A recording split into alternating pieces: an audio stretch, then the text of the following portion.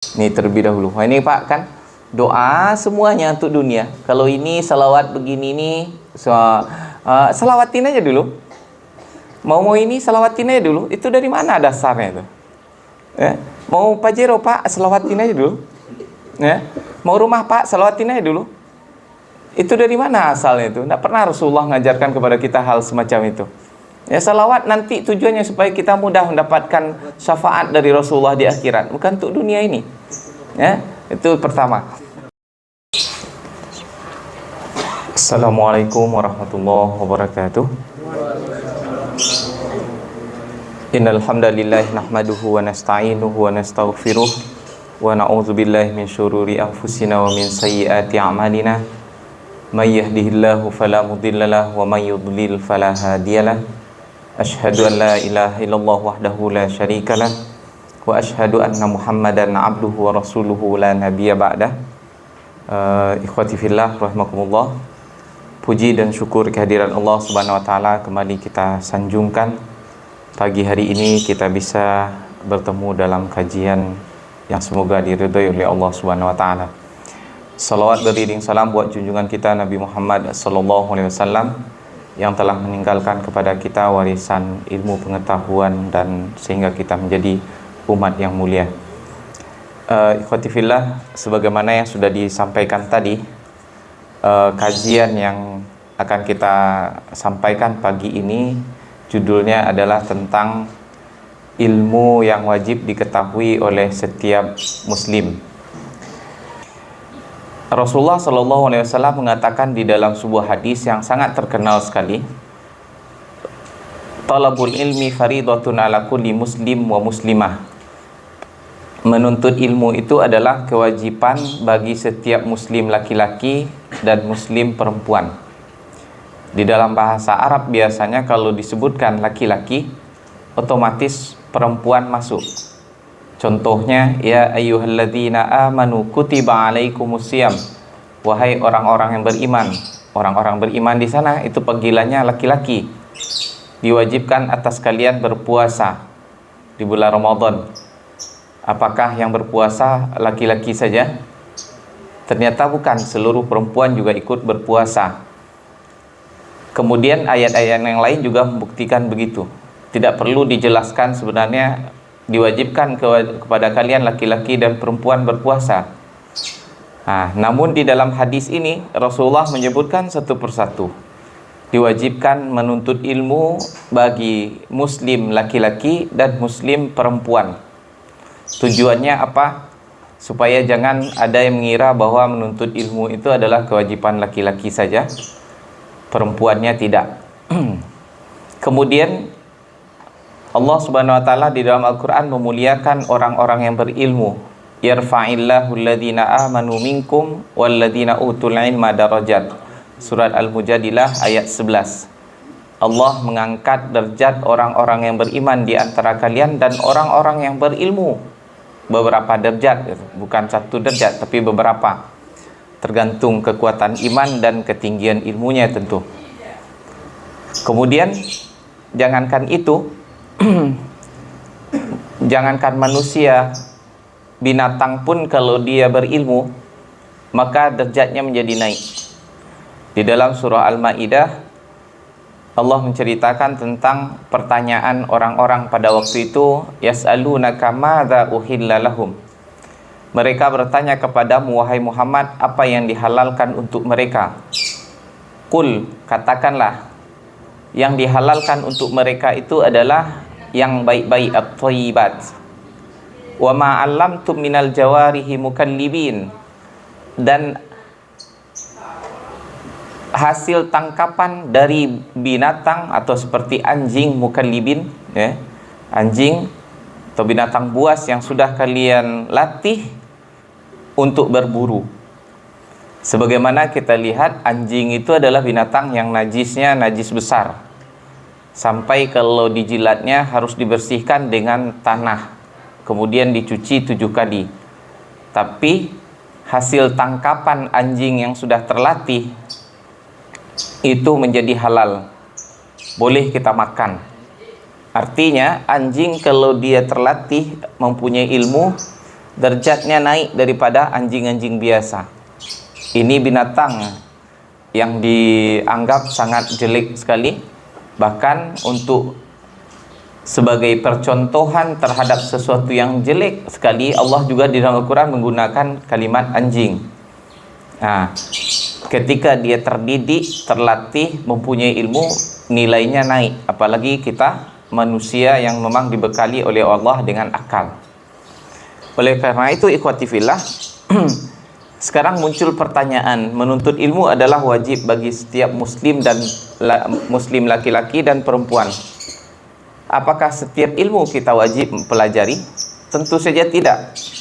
Ilmu pengetahuan begitu luasnya, sepanjang apapun umur kita dan secerdas apapun kita, tidak akan mungkin kita selesai mempelajari ilmu itu. Oleh karena itu, bagi seorang muslim yang dikatakan oleh Rasulullah wajib mempelajari ilmu apakah itu? Ulama membahasnya atau menjelaskan dengan ringkas disebut dengan ilmul hal. Ilmul hal yang maksudnya adalah ilmu yang akan meluruskan, membetulkan setiap amal yang wajib kita lakukan sehari-hari. Itu saja yang wajib. Yang lain-lainnya itu adalah sunnah atau mubah saja atau boleh saja. Dan nanti kita lihat kepada spesialis orangnya masing-masing, untuk dia saja yang penting mempelajari ilmu selain daripada ilmu yang wajib ini. Nah, sekarang apakah ilmul hal tersebut? Ilmu yang akan meluruskan amal ibadah kita sehari-hari, sehingga tidak peduli orangnya apakah khusus mempelajari ilmu agama atau ilmu syariah di pesantren atau di kuliah ilmu agama, atau orangnya orang biasa saja, orang umum, semuanya wajib, tak peduli. Asalkan dia bersyahadat muslim, dia wajib mempelajari ilmu ini. Jadi kalau kita sudah mengetahui tentang apa yang menjadi kewajiban kita ini, kemudian kita ukur dengan diri kita masing-masing, apakah ilmu ini sudah kita kuasai atau belum, dan kalau belum, kita berkewajiban untuk melengkapinya, dan kalau tidak, dia adalah orang yang berdosa. Apakah dia? Yang pertama adalah ilmu tauhid, ilmu yang akan meluruskan keimanan kita kepada Allah Subhanahu wa Ta'ala secara global saja, tak perlu sampai rinci-rincian, mendalam sekali. Yang penting keyakinan kita kepada Allah Subhanahu wa Ta'ala sudah benar, itu sudah cukup.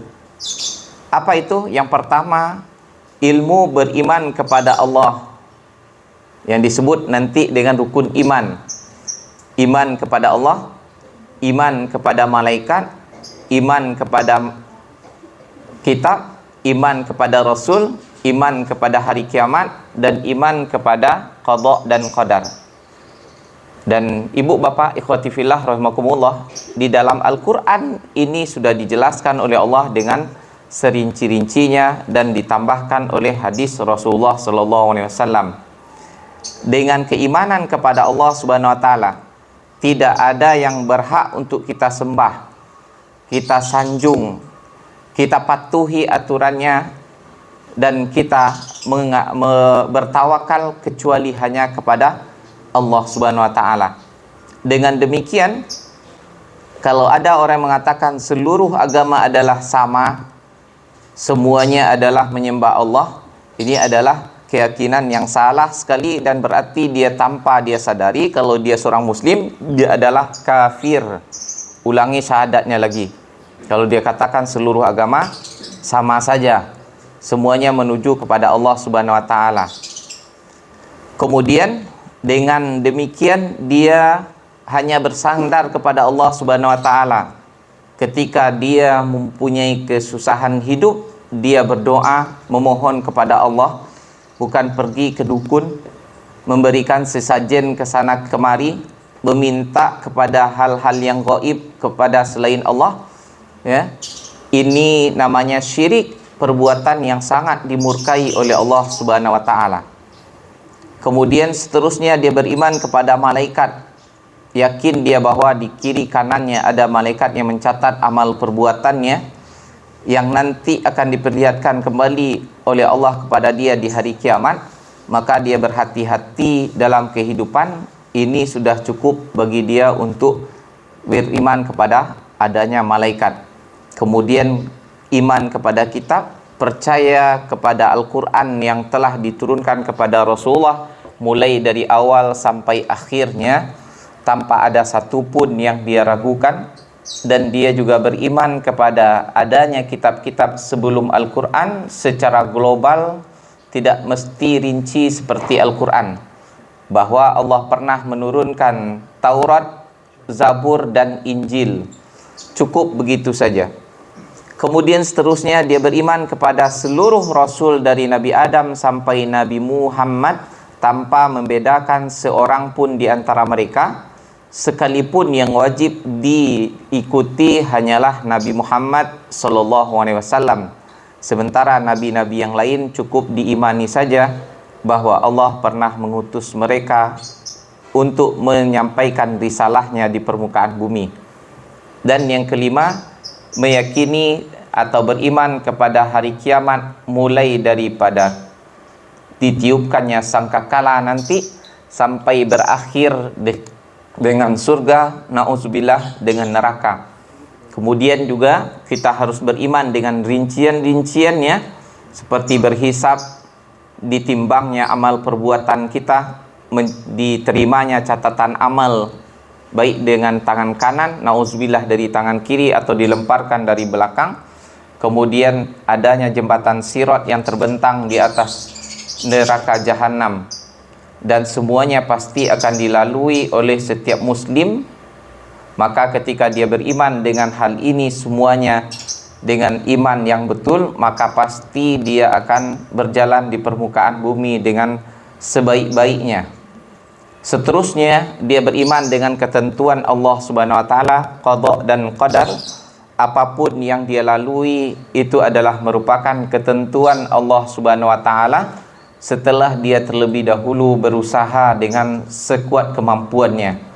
Apapun yang terjadi, dia pasrahkan kepada Allah Subhanahu wa taala, baik di dunia maupun di akhirat kelak.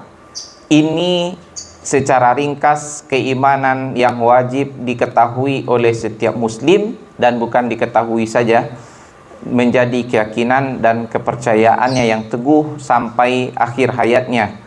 Innal ladzina qalu rabbunallahu tsumma istaqamu.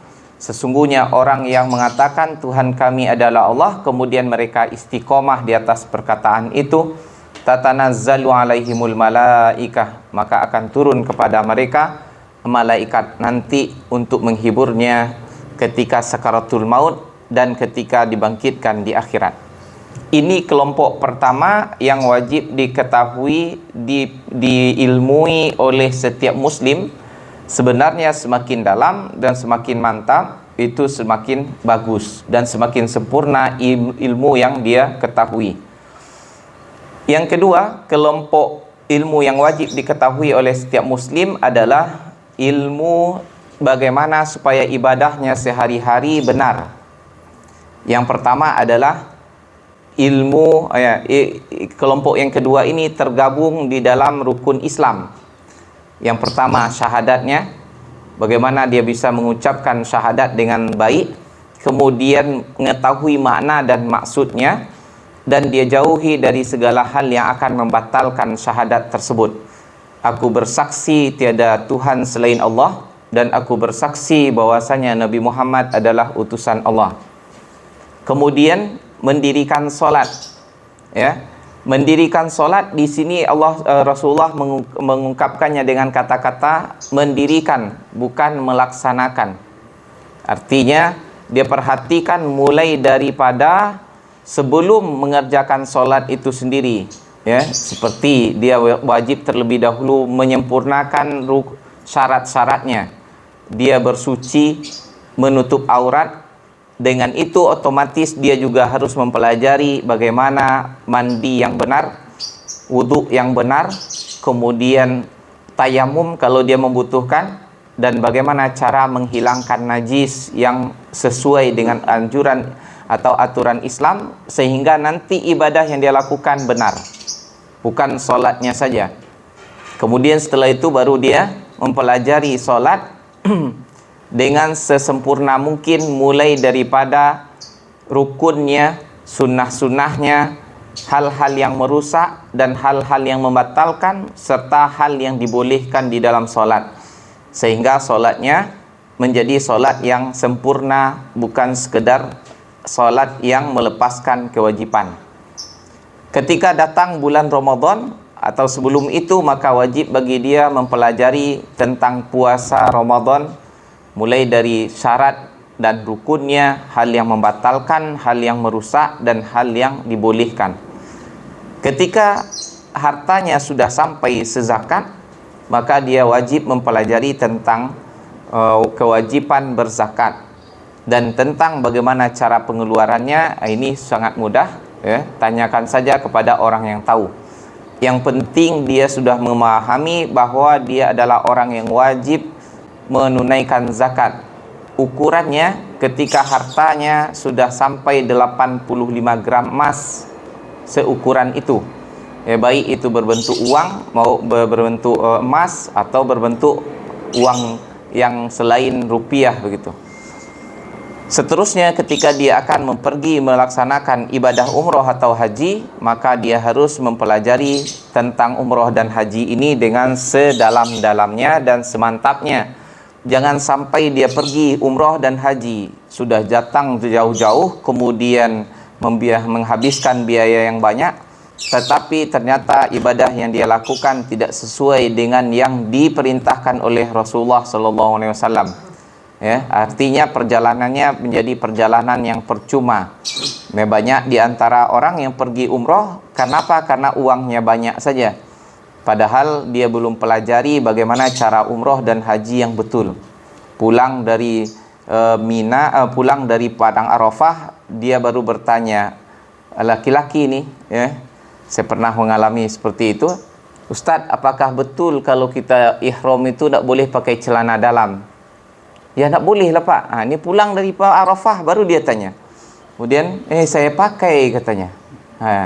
Jadi ibu bapak yang dimuliakan Allah, pelajari terlebih dahulu, ya, mantap-mantap, bahkan diulang-ulang, baru kita nekat untuk pergi umroh dan haji.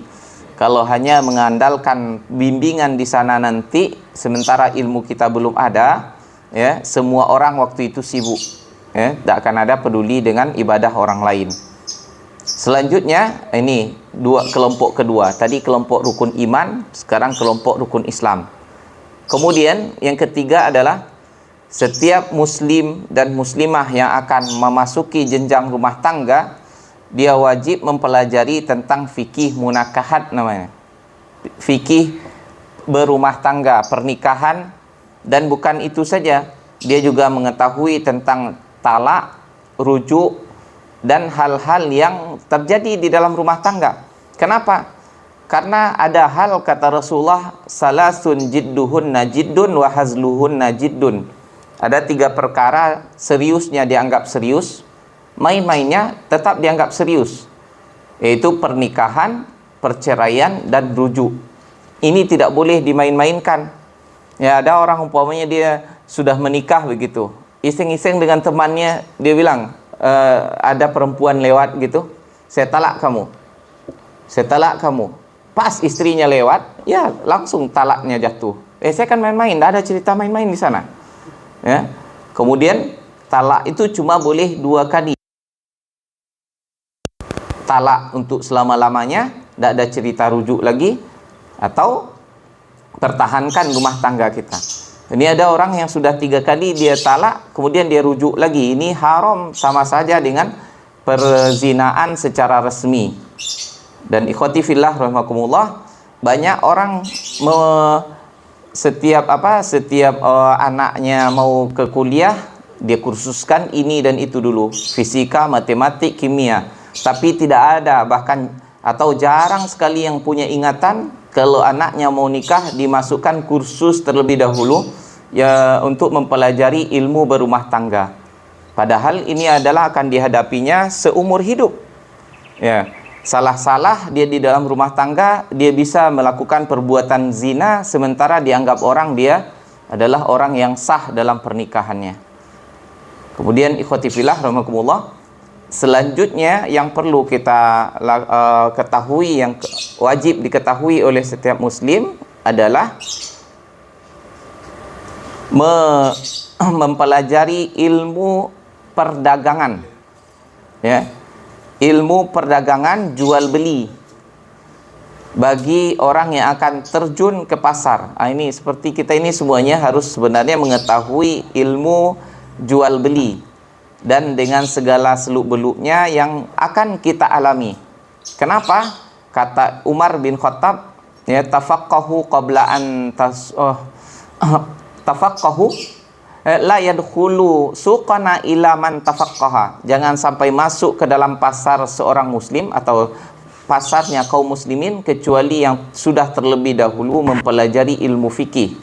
Kenapa? Kalau dia tidak mempelajari ilmu fikih, dia akan memakan yang haram, riba dan semacamnya tanpa dia sadari, baik itu dia inginkan atau tidak dia inginkan. Dia tidak akan mengerti ini perbuatan transaksi seperti ini nih haram hukumnya. Transaksi seperti ini mengandung riba. Ini ada unsur gharar atau penipuannya. Maka ikhwati fillah rahimakumullah, ya, kita semuanya mempunyai kewajiban untuk mengetahui ilmu tentang jual beli yang dibenarkan di dalam agama kita. Itulah 4, ya, ilmu yang wajib. Seterusnya yang kelima adalah ilmu membaca Al-Quran, ya, supaya solat kita benar, terutama sekali dalam membaca Al-Fatihah. Kenapa? Karena Al-Fatihah ini salah satu huruf saja dan kesalahannya itu merubah makna, maka solatnya otomatis batal, ya, otomatis batal solatnya. Contoh, ya, sering sekali kita mendengar orang membaca Alhamdulillahi Rabbil Alamin, bukan alamin dibaca, Alhamdulillahi Rabbil Alamin, ain diganti dengan a, itu dengan otomatis solatnya sudah batal. Kemudian yang lain, Iyyaka na'budu wa iyyaka nasta'in, seharusnya ada tasdidnya, iyyaka. Dia Iyyaka na'budu wa iyyaka nasta'in tanpa tasdid, lurus saja iyyaka. Iyyaka hanya kepada engkau ya Allah. Kalau iyyaka kepada matahari, coba bandingkan bagaimana jauh maknanya. Bisa jadi dia kafir jadinya, padahal dia salat. Ihdinas siratal mustaqim, seharusnya dengan shad, dia baca dengan shin. Ihdinas siratal mustaqim, kedengarannya mantap pula, padahal artinya jauh beda sekali. Sirat artinya jalan, ya, mustaqim artinya lurus. Kalau syirat itu kepiting yang warnanya merah, hidupnya di air tawar, itu jalannya miring. Kalau bahasa orang kampung saya sirangka. Ya Allah, tunjuki saya sirangka yang jalan lurus. Mana ada jalannya miring diciptakan Allah, ya. Siratal ladzina an'amta, satu alif satu ain, an'amta alaihim ghairil maghdubi alaihim waladdallin, ada tasdidnya juga di akhir, ya. Jadi ikhwati fillah, perlu kita perbaharui dan pelajari terus, terutama sekali Al-Fatihah dan juga cara membaca Al-Quran yang benar. Sampai taraf benar saja sudah cukup, tidak perlu sampai ideal, suaranya bagus, kemudian tajwidnya sangat mantap, tak perlu. Yang penting sudah sah dibawa untuk sholat, sudah cukup.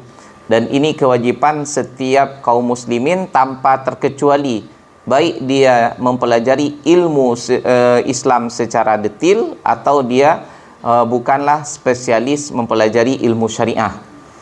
Itulah 5, saya ulang, yang terangkum di dalam rukun iman, terangkum dalam rukun Islam, kemudian ilmu berumah tangga, ilmu jual beli, ya, termasuk jual beli ini simpan pinjam meminjam, sewa menyewa, ini harus diketahui. Ada sedikit, ya, tadi saya terlupa, sampai kepada adab-adabnya juga harus kita ketahui bagaimana ketika kita umpamanya meminjamkan atau menyewakan sesuatu kepada orang lain.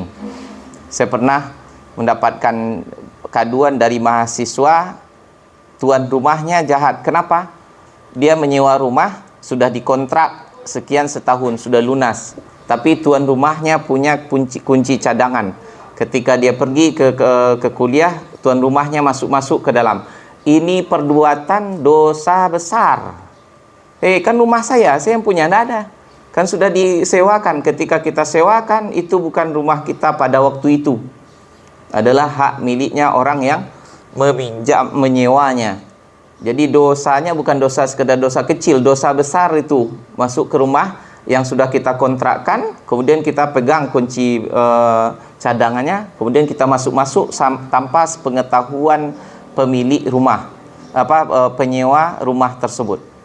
Nah, kemudian ikhwatifillah, seterusnya yang terakhir adalah yang ke rumah tangga, sewa menyewa atau jual beli, yaitu yang kelima, yaitu cara membaca Al-Quran yang benar. Terakhir, ini adalah untuk individu kita masing-masing, berbeda setiap orang, yaitu ilmu spesialis kita masing-masing. Kalau kita dianggap oleh orang sebagai ahli komputer, bahkan kita dengan beraninya membuat di depan pelang rumah kita umpamanya reparasi komputer, ahlinya begitu, dan dia betul-betul ahli baru sah. Kalau dia bukanlah ahlinya, kemudian dia berani melakukan ini, dosa besar, tanggung dosanya nanti. Itu kan masalah duniawi. Nah, masalah duniawi, segala yang di dunia ini akan dipertanggungjawabkan di akhirat. Ya, jangan mengibuli orang. Kemudian dia dokter, dapat ijazah dokter, padahal waktu kuliah dia cuma main-main saja. Dia tidaklah pakar di dalam hal itu, kemudian dia berobat, ternyata malpraktek, tanggung dosanya. Ya, harus sesuaikan setiap ijazah kita dan berani kita membuka lowongan pekerjaan dengan dengan ijazah kita tadi. Apakah ilmu kita itu betul-betul mantap atau tidak, itu tanggung jawab kita sendiri. Walaupun nilainya A+, tapi ternyata kita tidak mempunyai keahlian di dalam bidang itu, jangan mencoba-coba bahwa kita mengakui diri sebagai ahlinya. Tanggung jawab nanti di hadapan Allah di akhirat. Bahkan sekalipun hal yang kecil ditulis tukang jahit begitu, padahal dia tidak ahli dalam menjahit, rusak kain orang, tanggung jawab dunia dan akhirat. Ikhwati fillah rahimakumullah, inilah yang disebut dengan ilmu hal yang wajib diketahui oleh setiap orang muslim. Pas setengah jam ya.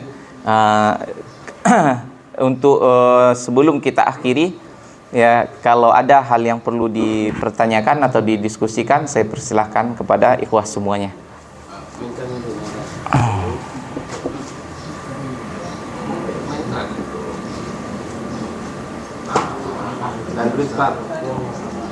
Ya.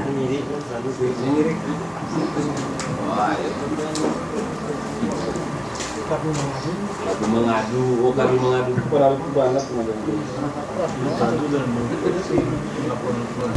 dia pernah dalam Islam kami mengadu salam ayah nama jadi tanya orang pada ikut. Halo, assalamualaikum warahmatullahi wabarakatuh. Waalaikumsalam warahmatullahi wabarakatuh. Ustaz, tadi ada cerita siri ini tuh. Nah, saya baca di YouTube atau dengar ada baca salawat Nabi Sulaiman dapat kekayaan. Nah, baca dengar salawat Nabi Sulaiman atau ayat ini di toko akan mendatangkan rezeki berlimpah. Itu tuh kah termasuk syirik dalam agama kita, atau memang boleh kita tidak mengharapkan sesuatu apapun tapi kita mendengar ayat itu, tapi di YouTube itu disuruhnya dengan video ini kamu akan dapat uang gaib, dengan ayat ini kamu dapat nih. Itu yang jadi pertanyaan saya, apakah ini boleh diterima apa? Nah, betulan saya lihat itu semuanya, jadi ragu-ragu mendengar apa enggak adalah. Itu terima kasih. Assalamualaikum warahmatullahi wabarakatuh. Kalau di warung nasi Pak, kalau ada fotonya tuanku ini laris ya Pak, berkah ya. Jadi begini, Untuk setiap sesuatu memang Rasulullah Sallallahu Alaihi Wasallam mengajarkan doa. Ya, umpamanya doa sebelum masuk pasar, jelas ada hadisnya. Kemudian dianjurkan sekali kita untuk membacanya. Kemudian masuk masjid, keluar masjid, kerja apa saja ada doa-doanya. Dan untuk kita seperti tadi Pak, kita sudah memulai dengan doa-doa di pagi hari. Bagusnya doa yang kita lakukan adalah doa yang diajarkan oleh Rasulullah saja. Jangan kita tambah-tambahi dan karang-karang sendiri. Kecuali memang sesuatu yang memang permintaan kita eksiden dan kita tidak tahu membahasakannya gimana. Contoh Pak, Bapak umpamanya sudah punya anak perempuan, belum dapat menantu, ya Allah karuniakan aku menantu. Itu tidak bukan dosa pula, kan biasa saja. Ya. Kemudian masalah seperti pelaris-pelaris. Pertama terlebih dahulu, setiap ibadah yang kita lakukan, permintaan pahalanya adalah kepada Allah saja. Kemudian di akhirat nanti, ya Pak, di akhirat nanti. Kenapa? Ini nanti kajian kita, saya sangat sering juga saya menyampaikan hal seperti ini. Banyak orang pada hari ini mengajak orang untuk melaksanakan ibadah, pahalanya instan di dunia ini semua. Pahalanya instan semua. Apa? Bapak rajin-rajin bersedekah Pak, biar rezekinya lancar. Solat duha jangan ditinggalkan supaya kaya. Kemudian apa? Solat tahajud jangan lupa supaya urusan lancar. Apalagi solat ini dan itu lakukan supaya apa? Badannya sehat. Puasa Senin Kamis jangan tinggalkan supaya sakit mahnya tidak hilang. Ibadah semuanya untuk dunia. Mana bagian untuk dia dapat akhirat? Untuk supaya diringankan oleh Allah hisab di padang mahsyar nanti, hilang rasa panasnya kedekatan matahari kepada kita, dilancarkan kaki kita ketika meniti jembatan Sirat, kemudian selamat masuk surga, jauh dari neraka. Nah, ada niatnya kayak gitu lagi. Jadi ibadah yang kita lakukan untuk dunia saja semuanya. Kata Allah dalam Al-Quran, wa may yurid sawabal akhirati nazid lahu fi harsih. Siapa yang menginginkan pahala di akhirat, kami akan tambah daripada yang dia inginkan. Wa may yurid sawabad dunya nu'tihi minha. Siapa yang menginginkan pahala dunia, kami berikan sebahagian saja. Ujungnya ini yang mengerikan Pak. Wa ma lahum fil akhirati min nasib. Namun mereka tidak akan mendapatkan bagian nanti di akhirat. Ini terlebih dahulu. Ini Pak kan doa semuanya untuk dunia. Kalau ini salawat begini nih, salawatin aja dulu. Mau ini salawatin aja dulu. Itu dari mana dasarnya itu? Ya. Mau pajero Pak, salawatin aja dulu. Ya. Mau rumah Pak, salawatin aja dulu. Itu dari mana asalnya itu? Tidak pernah Rasulullah mengajarkan kepada kita hal semacam itu. Ya, salawat nanti tujuannya supaya kita mudah mendapatkan syafaat dari Rasulullah di akhirat, bukan untuk dunia ini. Ya, itu pertama. Kemudian tentang masalah apakah itu sampai kepada syirik, insya Allah tidak sampai kepada syirik, insya Allah tidak sejauh itu. Ya, cuma ibadah kita sudah salah. Cuma ada mungkin ya tulisan aneh-aneh dibikin, gantungkan ini di toko kita, selamat dari kebakaran. Ya, ikatkan ini di pinggang, selamat dari sihir ini dan segala macam yang disebut dengan wafak ya. Hal seperti itu, ini betul baru menjauhkan. Kenapa ini disebut dengan azimat? Ya, itulah dia azimat yang dilarang. Ya. Itu Pak. Jadi sampai kepada syirik yang kita lakukan. Cuma satu lagi, salawat Nabi Sulaiman. Selama ini kita cuma mengenal salawat kepada Rasulullah Sallallahu Alaihi Wasallam ya. Ini salawat kepada Nabi Sulaiman ya. Kan itu mengada-ada. Saya tidak tahu ya bagaimana bunyinya salawat itu ya kepada Nabi Sulaiman lagi dikhususkan gitu. Ya, jadi jadi tidak usah dilakukan Pak. Paling kurang ini adalah perbuatan bid'ah, dan bid'ah ini adalah sesuatu yang sangat berbahaya di dalam agama kita. Ya Pak. Tidak usah saja kita lakukan. Yang kita lakukan saja yang jelas-jelas. Assalamualaikum Ustadz. Mau tanya Ustadz. Mau tanya Ustadz, ini terkait kenalan saya laki-laki Ustadz. dia suka perempuan, tapi dia ingin menikahinya, tapi perempuan itu non Islam, Ustaz. Gimana hukumnya, Ustaz? Terima kasih. Di dalam Al-Quran, Allah Subhanahu wa taala menghalalkan untuk menikahi perempuan laki-laki muslim menikahi ahlul kitab. Jelas-jelas ya. Wal muhsanatu minal mu'min wal muhsanat, dari orang-orang yang perempuan-perempuan baik dari orang-orang ahlul kitab, maksudnya Yahudi dan Nasrani. Tapi apakah Yahudi dan Nasrani yang dimaksudkan oleh Al-Quran itu sama dengan Yahudi dan Nasrani yang sekarang? Tentu saja tidak. Mereka dulu menyembah Allah saja, cuma tak mau beriman kepada Nabi Muhammad. Itu saja. Mereka tidak mempersekutukan Allah dengan yang lain.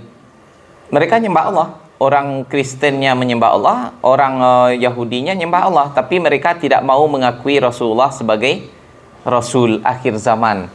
Ya, ini yang disebut dengan ahlul kitab pada waktu itu. Sekarang dia katakan Nabi Isa sebagai anak Tuhan, macam-macam lah ajarannya, dan jauh sekali daripada yang dimaksudkan oleh ayat Al-Quran dulu. Bahkan jangankan kita sekarang, Abdullah bin Umar setelah Rasulullah saja tidak membolehkan lagi menikahi ahlul kitab. Jadi hukumnya haram ya, Ibu. Maka jauhi, jangan sampai ini terjadi. Dan sudah banyak sekali kita lihat kenyataannya, nanti setelah punya anak kemudian dia tarik kembali ke dalam kemusyrikan atau kepada kekristen ya, dan anak-anaknya dibawa, dan selalu yang menang adalah yang beragama non muslimnya ya. Hampir tidak ditemukan ya, umpamanya laki-laki menikahi perempuan Nasrani, nanti punya anak, anaknya bisa diislamkan, ibunya biarlah kembali murtad. Itu tidak ada, jarang sekali. Yang ada adalah dengan anak-anaknya dibawa murtad ya. Maka dalam hal ini haram hukumnya ya, menikahi perempuan non muslim apapun agamanya ya. Silakan. Halo, tes. Kopi. Bisa. Kedengaran insyaallah, enggak apa-apa. Oh. Halo, tes. Terima kasih, Ustaz. Ini soal kontrak, Ustaz. Aku kok. Enggak apa-apa. Halo. Nggak bisa. Lanjut aja, lanjut. Soal ilmu kontrak, Ustaz. Bagaimana Kedengaran. Bagaimana hukumnya, Ustaz? Atau bagaimana Islam memandang perusahaan yang mempekerjakan karyawan secara kontrak terus menerus tanpa batas waktu yang tentu. Itu pertama, Ustaz. Yang kedua soal keahlian. Ini kan ada tukang gigi, Ustaz. Banyak kita lihat pelang tukang gigi. Jadi secara ilmu formal tidak punya sertifikat. Iya. Katakanlah dia bukan dokter gigi. Tapi secara pengalaman turun-temurun dia bisa memperbaiki gigi orang. Itu gimana tuh, Ustaz? Ya. Bagaimana hukum Islam mana? Terima kasih, Ustaz. Assalamualaikum warahmatullahi wabarakatuh. Waalaikumsalam warahmatullahi wabarakatuh. Pertama tentang kontrak. Nah, al-muslim inda syurutihim. Itu ada kaedahnya seperti itu. Seorang muslim itu sesuai dengan syarat yang sudah ditentukan selama syarat itu tidak melanggar aturan Allah yang lain. Jadi kalau di dalam perusahaan itu dia pakai sistem kontrak terus, itu tidak ada aturan baku di dalam dalam syariat kita. Ya boleh saja asalkan orang yang dikontrak setuju dan yang mengontrak juga setuju. Ya tidak ada pula kewajiban dia, kewajiban perusahaan kalau sudah sekian tahun dia mengontrak orang dia harus jadikan pegawai tetap. Tidak ada. Ya, tidak ada seperti itu. Yang penting saling sama-sama menunaikan kewajiban. Yang dikontrak menunaikan kewajibannya sesuai dengan yang sudah ditetapkan, kemudian yang mengontraknya harus menggaji sesuai dengan yang sudah dijanjikan. Kalau sudah seperti itu, maka hukum Islam izinkan begitu ya. Yang penting tidak saling menzolimi. Kemudian tentang yang kedua tadi bagaimana ahli gigi, padahal dia tidak mempelajari tentang itu. Di sini sebenarnya adalah hukumnya itu yang penting dia punya ilmu, bukan punya ijazah. bukan dia pernah bersekolah atau pernah kuliah. Ya, yang penting dia punya ilmu. Bagaimana? Contohnya ada dokter. Saya pernah bertemu dengan dokter lebih hebat daripada dokter teman saya sendiri, namanya Dokter Jozi. Ya, dan terbukti banyak sekali orang diobatinya sembuh. Ya, karena dia murid dari Dokter Hembing. Dia tidak pernah pakai sertifikat apa-apa.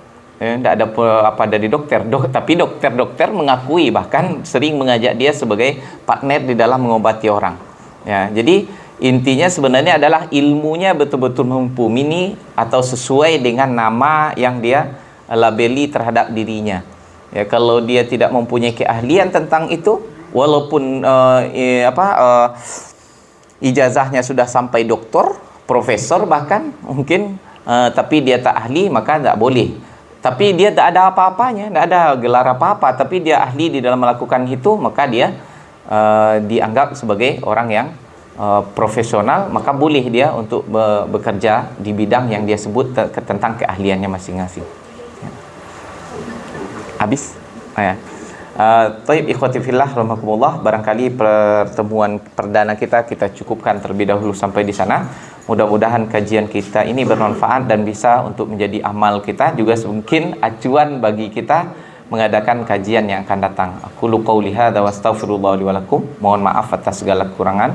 Assalamualaikum warahmatullahi wabarakatuh.